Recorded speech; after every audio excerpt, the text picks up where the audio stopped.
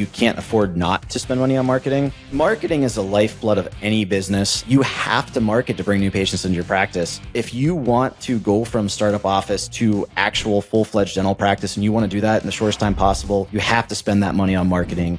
Hello, everybody, and welcome to another episode of the Raving Patients podcast.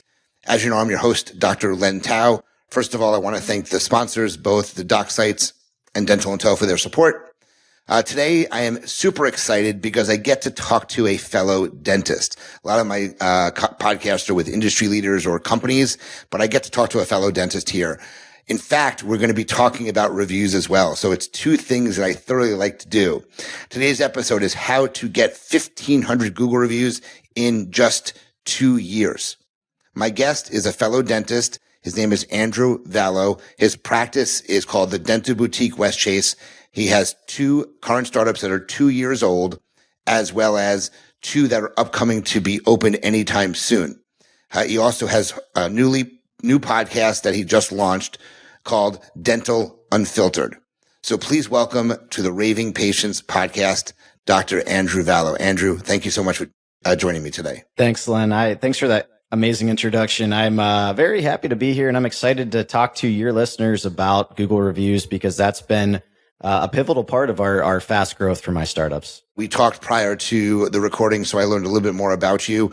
As I mentioned, you have two startups that are 2 years old, and you have 2 that are really going to be close to opening. I think you said sometime in October, so right around the corner. So let's start off really quickly here, and kind of get a little bit more of your background. Can you share some things that you think are really important for the audience to know about you and kind of your startup journey?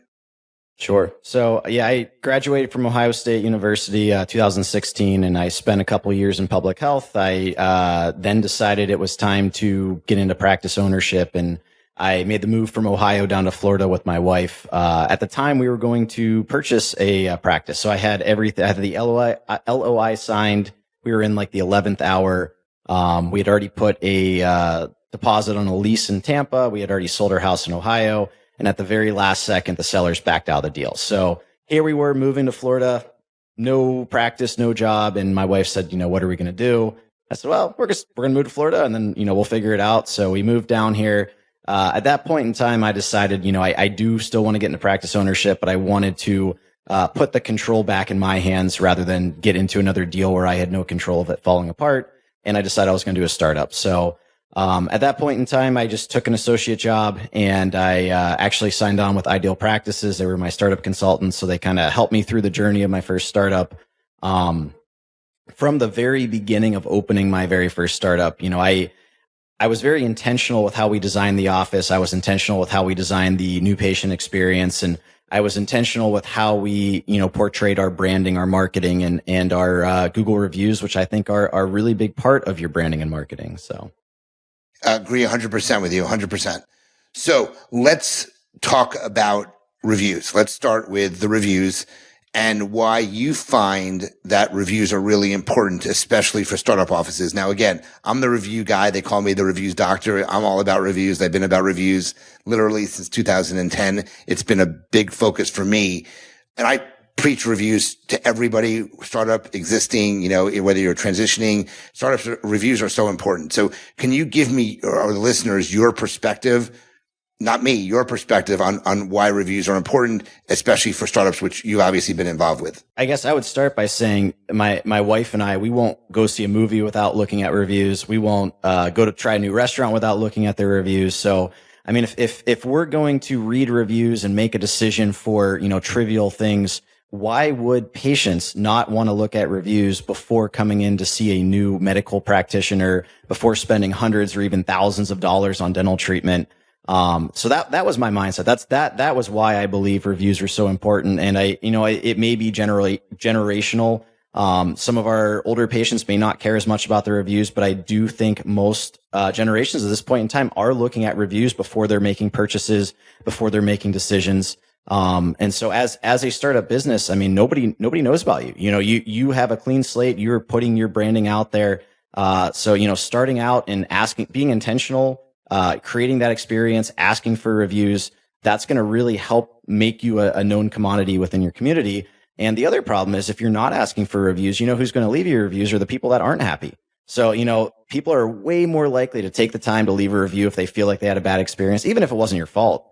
But, if you're not asking patients for reviews, the more patients that are going to leave reviews are the ones that aren't happy, and the ones who had a great time, they're not going to actually leave a review most likely. So. Right. If you don't ask, you're not going to get it because they're not going to go out of the way. People talk about their experience, especially when they're extraordinarily good, but more importantly, when they're extraordinarily bad. And you want to overcome those potential negatives with a bunch of positives because you have so many happy patients or you wouldn't have a dental practice. So, I think you agree that before people make decisions on whether they're going to be you're going to be their dentist, they're going to look you up online.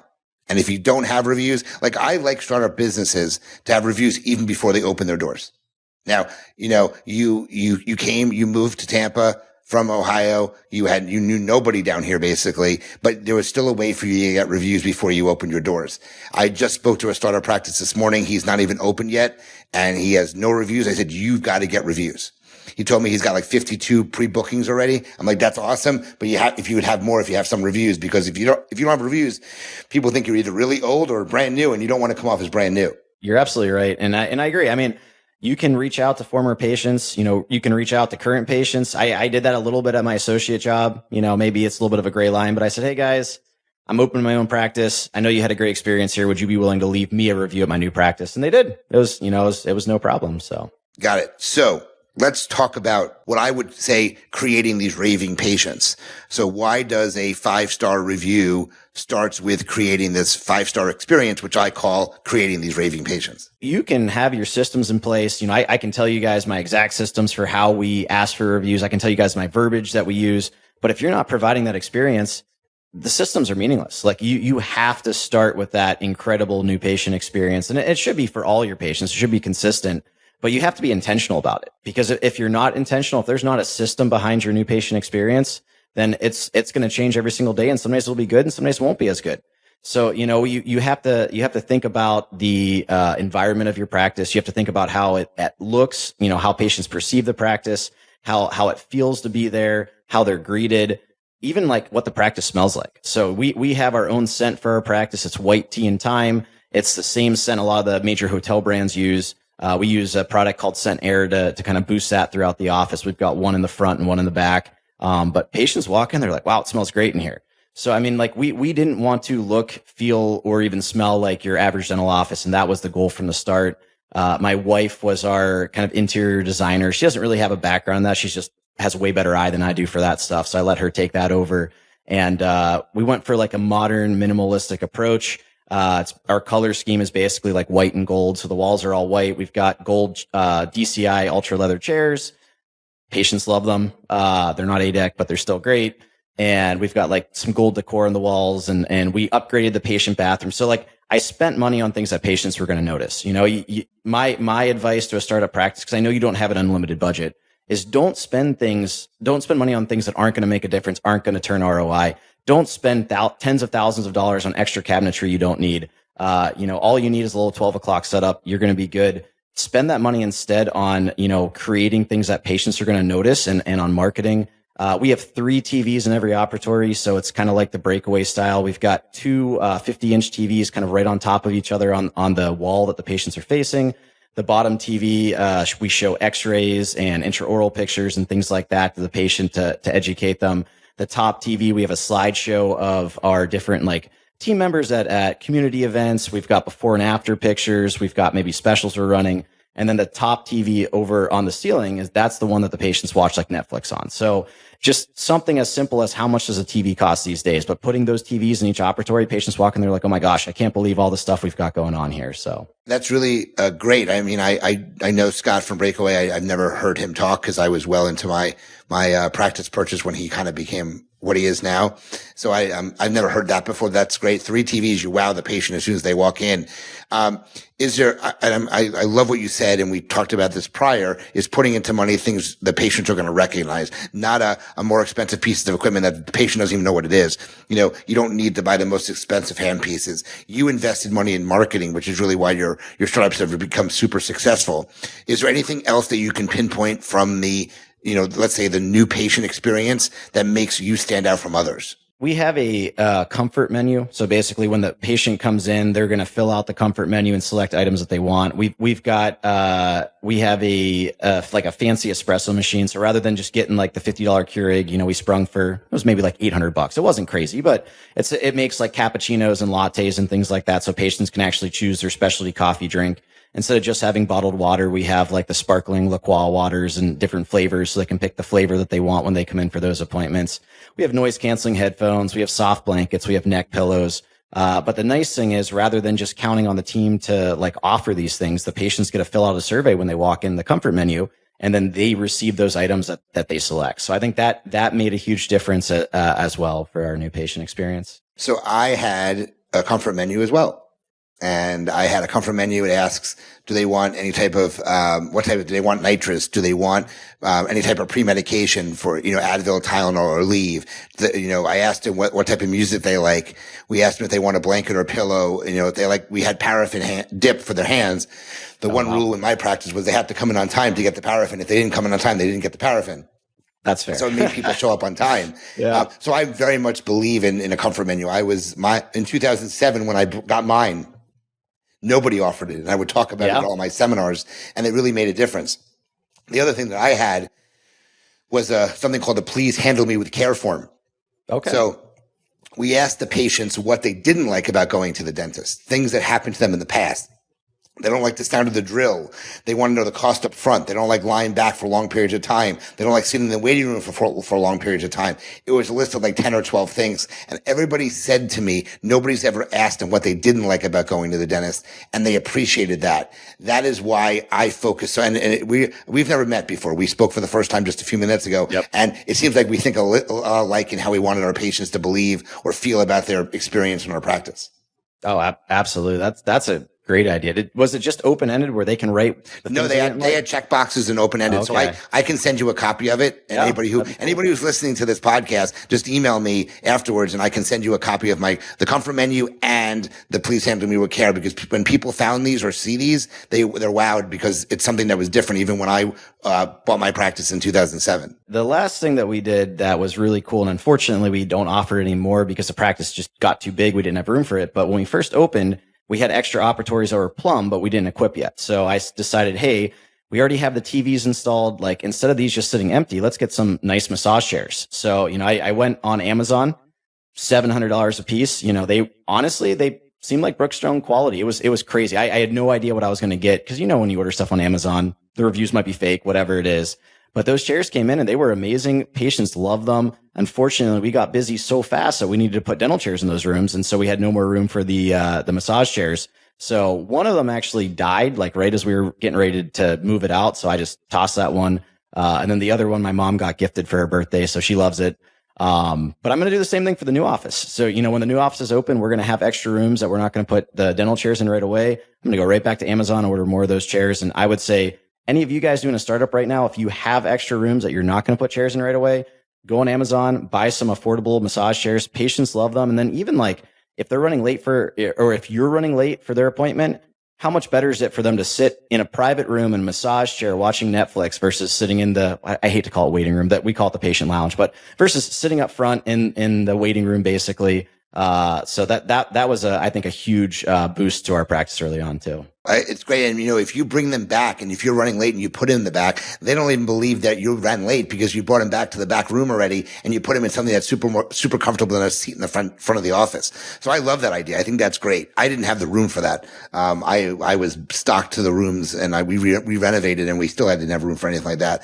But I always thought having a massage chair, similar to paraffin, the patients would love that. So that's a great idea too. So I know that you use an automated service to help generate the reviews. But you have a note here that, how do you use automation without sounding automation? Because automated is great. Automated is a great way to jumpstart your reviews. It's a great way to ensure the patients are going to write the reviews, but there's always something else that needs to be done in addition to it. So can you talk about, specifically what you said here in terms of how to use automation without it sounding automated? I don't know about you, Len, but I get a lot of these automated texts these days. And I feel like we've trained our brains where you see the automated text and half the time I don't even read it because you get so many and you're like, oh, I already know what this is going to say or whatever. So the point is automation is really helpful because it would take a lot of effort and a lot of consistency for my team to individually reach out to all these patients on the days and times they're supposed to ask for these reviews. So I 100% think you should use an automated service for sure. But if you just use the base text where it says, this is the Dental Boutique West Chase, this, asking you to leave us a review, or, we're reaching out to ask about your experience at our office, I feel like a lot of patients are going to ignore it. So right from the very start, we crafted our text responses, the automated text, to sound like they were coming from our front desk personnel.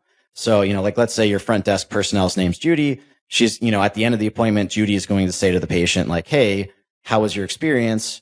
Oh, it was great. That's wonderful. Would you do me a really big favor? Would you be willing to take a couple minutes to write a Google review about your experience? It really helps, our small office grow. And the patient's 95% of the time like, oh yeah, sure, no problem. So then Judy follows up and she says, okay, here's what I'm going to do. Later today, I'm going to send you a link. I'm going to send you a text. It's going to have a link in it. Click on the link. It's going to lead you right to our Google reviews. It takes like 2 minutes. We really, really appreciate it. And then as a thank you, once you leave us a review, you're going to get an entry in our patient appreciation raffle. Every few months we raffle off cool prizes like AirPods and gift cards and things like that. We don't tell them they have to leave us a 5-star review. We just say, for leaving us your feedback, you're going to get entered in our patient appreciation raffle. So later that night, the first automated text goes out to that patient and it says, hey, it's Judy. Here's that link I was telling you about to leave us a review. We really appreciate it. Again, after you leave the review, you'll be entered in our patient appreciation raffle.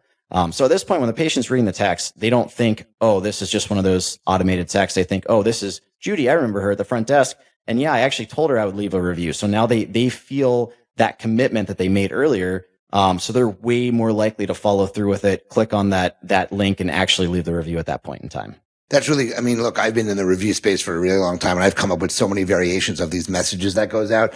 I love the fact that you discussed it with them. I think it's a really important part of it. You can't just ensure that the automation is going to do everything, but I like the fact that you changed the verbiage to indicate that Judy has discussed something with them prior and they're getting the message that actually says that. I think that's a really big twist on what I already talked about. So I told you I do these podcasts. I learn too. I just learned something new there that I can help, obviously tell my clients about. That's really interesting. The other thing that I like to do, even if you do not have a huddle, and most offices do, is mention to the patients that we like celebrating our 5-star reviews during our morning huddle, and we would love to read yours the next morning. So even if you don't have a morning huddle, they don't know the difference. Just tell them that you're going to celebrate it at the morning huddle, and you definitely see an increase in reviews because of that, because they know you're going to read it. A lot of times they wonder if you even read these things. I think that's a great idea, Len. Something I've never thought about, but I do think it's important to respond to your reviews. So, we have over 1,500 Google reviews now at my flagship office, and every single one of them has been responded to. It used to be me up until like 2 weeks ago, actually. So I had responded to, well over 1,400 reviews myself, but, take a second. You don't have to do it every single day, but once a week or once a month, just go through and spend an hour just responding to reviews, because I think patients do appreciate. You ask them, they did it. It's nice to kind of say that thank you. Hey, we really appreciate the kind words. Our whole team appreciates you. Thank you so much for leaving your feedback, that type of a thing. And just as important, I think it's important to respond to negative reviews as well. And so even those reviews get responded to. Responding to a negative review is kind of an art form, and you've got to respect HIPAA.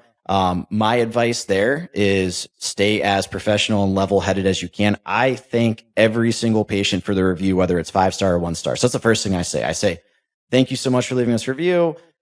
This is Dr. Vallo. I own the Dental Boutique West Chase. And then, if it's a situation where I truly don't think the patient was seen at our office, I'll tell them that, hey, it seems like you may have us confused with another office. I've said that and there are reviews I truly believe were not meant for our office. We have a pediatric office next door. I think we've got a handful of negative reviews from people that were supposed to go there. But in general, if I think it's someone, if I know it's a patient from our office, I will say, thank you so much. I'm so sorry to hear about this. We are a family-owned business. Patient experience is always my number one priority. I would love to try to help solve this problem for you. Please reach out to me directly at this email. And I'm going to follow up with you on the phone as well. And then the next thing I do is I go to their chart, I look up their cell phone number, and from my cell phone, I text that patient and I say, hey, it's Dr. Vallo. I got a notification you left us a Google review, and I just wanted to reach out to see what I could do to help. I've had reviews taken down from that. I've had reviews turned from 1-star to 4-star or 5-star from doing that. There's people that ignore you, but I think it's always worth taking those couple minutes to try to see if you could help solve the problem. So I teach, I have a class called, oh my God, I got a bad review. What do I do? So I teach negative review responding all the time. Yeah. And I'm very clear that, I think you should be reaching out to the patient personally first. Because I don't like to do it in a public forum. So you can text them and you can just let them know, hey, we saw you wrote a negative review. I'd love to speak to you about it. A lot of times the review will be taken down without you even having to ask them. So I'm a huge proponent of that. I do, like responding to negatives, but only if the patient isn't crazy. Because a crazy patient will respond and it's going to cause a whole load of problems. So, and I have examples of that. So I use those examples to convince people to do it. But I think responding to reviews is absolutely necessary. It just depends on how you do it and when you do it. So, but I think that's really, really good. I think the information that we just provided practices is really good for them to figure out how to, get the reviews. I think the most important thing is you have to use something. Just asking won't really help though. If you ask, the patients still have to do all the work. With the automation system, it simplifies the process for them and it makes it much easier for them to actually do what they told you they were going to do. I agree. I think, and I don't know, there's different systems out there. I would guess most of them probably range from $100 to a couple $100 a month for the service. I think it's some of the best money you can spend because it's going to exponentially increase the number of Google reviews you get, which is going to help a lot more patients find your office. And in addition to that, it will also, especially because, we talked about the marketing that you were doing and you invested a lot of money in marketing as a startup. Oh yeah. It will make the marketing work better for you if you have the reviews behind you. The foundational stuff is the reviews.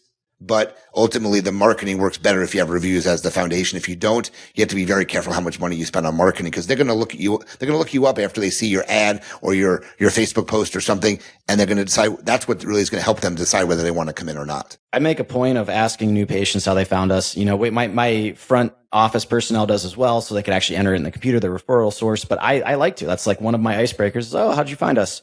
And I will say, like, as we've grown, as our SEO's gotten better, as our reviews have gotten higher, we do have some patients who literally like, oh, I just was looking for a dentist and saw your reviews, which means people are literally finding us just because of our reviews. But the majority, it's not that. The majority is I saw an ad somewhere and then I looked at your Google reviews. Somebody told me about you and then I looked at your Google reviews. I saw your sign out in the parking lot because I go to the medical doctor next door and then I looked at your Google reviews. But like, it very often is, and then I looked at your Google reviews. So had they seen that advertising and then looked at our Google reviews and we had none or we had bad reviews or whatever it was, they probably wouldn't have chosen our office. 100% so. And I've been preaching that to the choir since I've been talking about reviews. One of the interesting things I had was I had a license plate with my website on it. PCDECOM. And I put a black electrical tape from Home Depot as the dot. Okay. And I would ask, I was very similar. We were like drawn from the same blood here. It's interesting. Just I'm a little older than you. And I asked every patient, that was the icebreaker. How'd you hear about my practice? Why'd you choose me?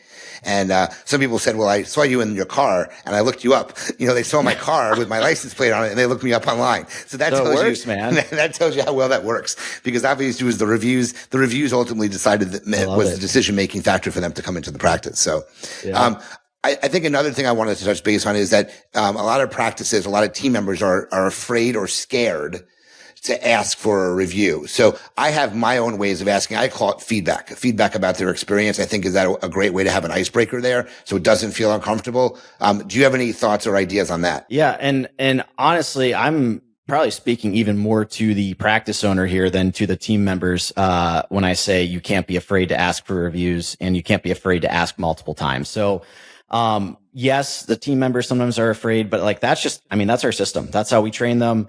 As part of the checkout process, you ask how the visit was, you tell them, hey, you ask them to leave a Google review, you tell them that you're going to send the text. Like that's just, at this point, that's just script.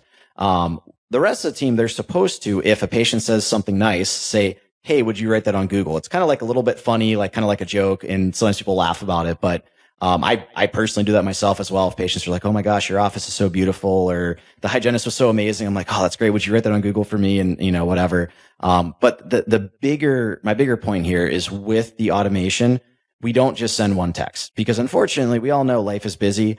There are times I have told small business owners, "I'll leave you a review," and then I just forget about it. Or you get one text and you're like, "Yeah, I'm in the middle of something. I'm gonna do this later," and you forget about it.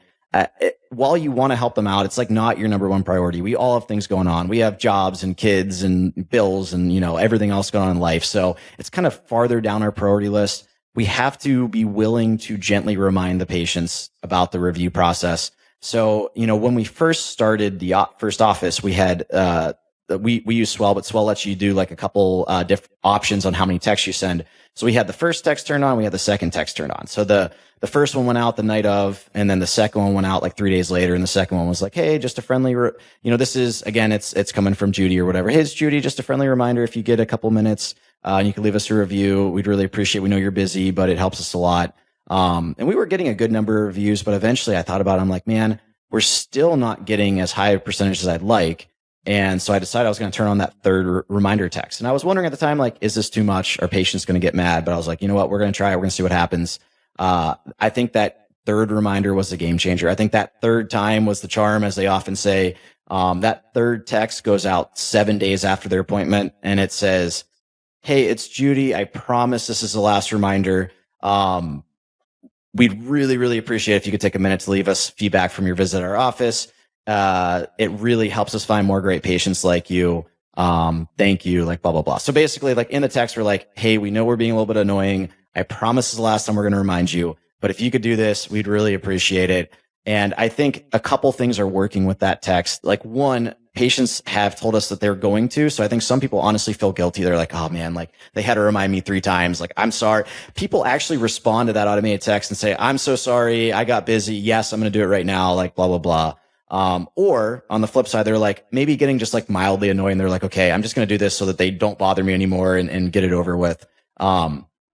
We have the automation set so that once a patient leaves us a review, they don't get another text asking for a review for at least 12 months. So, they're not, if it's someone who's getting a lot of treatment done, they're coming in, a couple times a month, they're not going to keep getting these reminders every single visit.